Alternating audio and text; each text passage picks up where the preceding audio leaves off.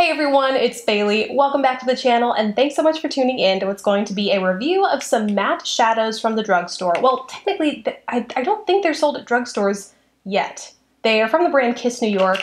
They are the single eyeshadows that I received through Octoly. They had a couple of different sets of 6. I applied for the, I forget the exact word. It's basically like crazy colored mattes because as you'll be able to see when I actually go through all of these, they're kind of crazy colors. And I was most intrigued because, first of all, Kiss New York, they're from the brand Kiss New York, who has started making more and more color cosmetics. Previously, they have just been my go-to press-on nail brand, but I've seen them make more and more makeup. So I don't know if they're going to come to drugstores anytime soon. They have a website, but unlike a lot of drugstore product websites where you go and add things to cart or like try and shop the website, they'll direct you to actual outlets that sell products, CVS, Walgreens, things like that. That's not the case here, so I'm not sure if you can actually find these in drugstores or if they'll be available there. But I hope they do one day because these are $4 eyeshadow singles, and like I said, it shocked me how good they were. I kind of, if I'm being honest, had low expectations.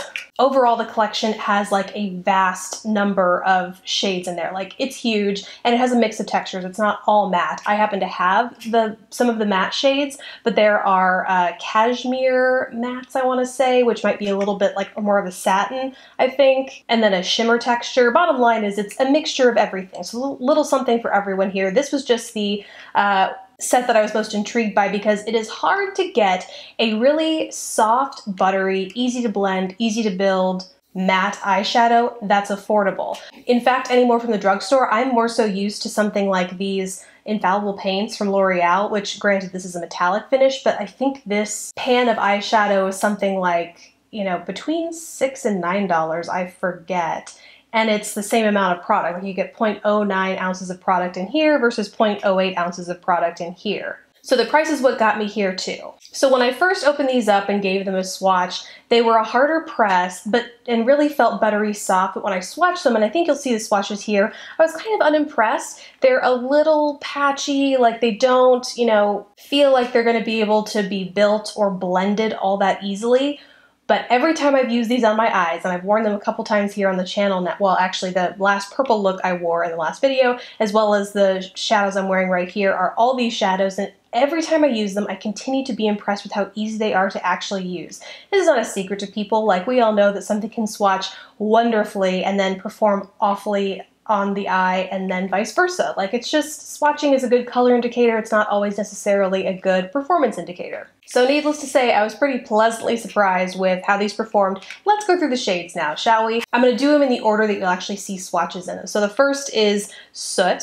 This is a deep gray black. I don't want to say it's completely black because I feel like there are a lot blacker shadows out there. It has a distinct, softer grayness to it. Then there is Surrender, which might be my favorite shadow from this whole collection. It is this deep chocolatey brown, but it has a red undertone, so as you shear it out, the red comes out, and as you build it up, it takes on more of this deep, almost chocolate burgundy sort of look. Very rich and easily the softest and most pigmented shadow of the bunch. And that I am wearing today in my outer corner on top of this next shadow, which is Geranium, which is a gorgeous, bright, vibrant, well, I guess I should say it's an orange, which in and of itself is bright. This has a hint of like a deeper red, I want to say. It's not full-on tangerine or, you know, neon orange. It's a little bit more grounded in like an earthy brown tone orange, but still very vibrant. And again, I'm wearing that on my lid today as well. Up next is a lime green. This is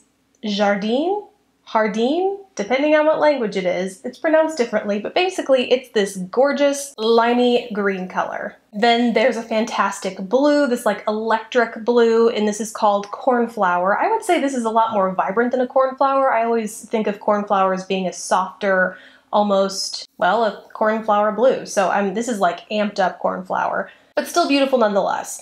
And last is the purple shadow, which I am absolutely in love with. If that brown is my most favorite, the purple is definitely like gunning for second.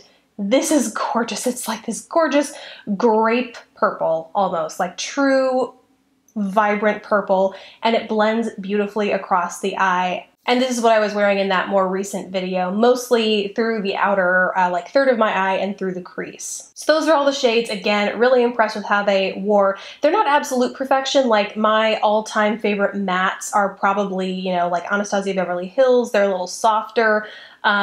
These definitely aren't those, but for the price tag and the amount of product you get, they're pretty stinking good. Also, they lasted really well all day. Granted, I wore them over a primer, but even over a primer, some shimmers on me can budge a little bit, and just like that texture you can tell will move around the lid.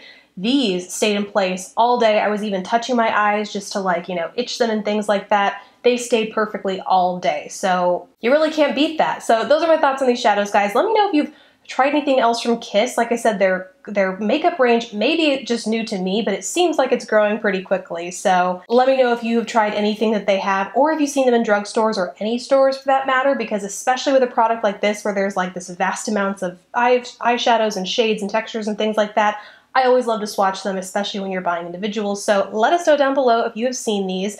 Besides that, thank you guys so much for watching. Please don't forget to subscribe if you haven't already, and I will catch you in the next video. Bye guys!